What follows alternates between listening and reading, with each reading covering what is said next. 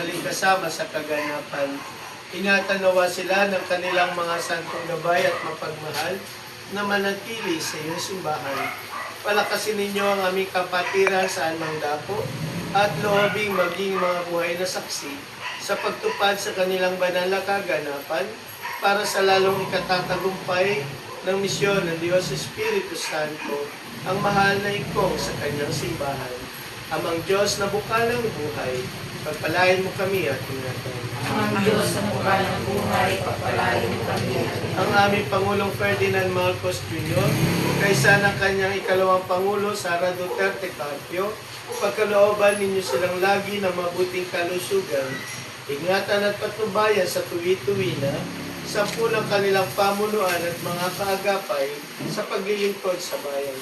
Amang Diyos na bukal ng buhay, pagpalain mo kami at ingatan. Amang Diyos na bukal ng buhay, pagpalain mo kami at ingatan. Ang mga nagdaranas na pagsubok at kahirapan, mga nasa banig ng karamdaman, mga walang hanap buhay at pinagkakakitaan, mga walang masulingan at mapagpahingahan, silang mga naglalakbay kasama ang ating mga kapatid sa online mass sa pambansang dambana ng Parakleto, na araw-araw ay dumudulog para sa kagalingan at kalutasan ng kanilang mga kahilingan.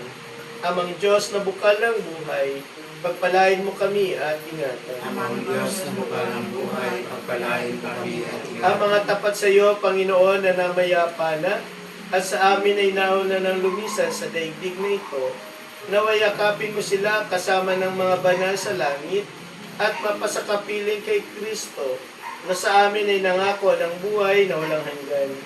Amang Diyos na bukal ng buhay, pagpalain mo kami at ingatan. Amang Diyos na bukal ng buhay, pagpalain mo kami at ingatan. At sa ating mga pansariling kahilingan, lalong-lalo na ang mga kahilingan ng iyong Apostolic Catholic Church, Amang Diyos na bukal ng buhay, pagpalain mo kami at ingatan. Amang Diyos na bukal ng buhay, pagpalain mo kami at ingatan. Ama, wala kaming magagawang anuman kung wala ka. Sa iyo lamang kami umaasa at nananalig ng buong kababaan. Kami naway iyong dinggin sa aming panalangin at panatilihin kami sa iyong walang kaparis na pagsinta. Ipagkaloob niyo sa amin ang walang patid na pamumunga para sa kapakanan at kapakinabangan ng iba.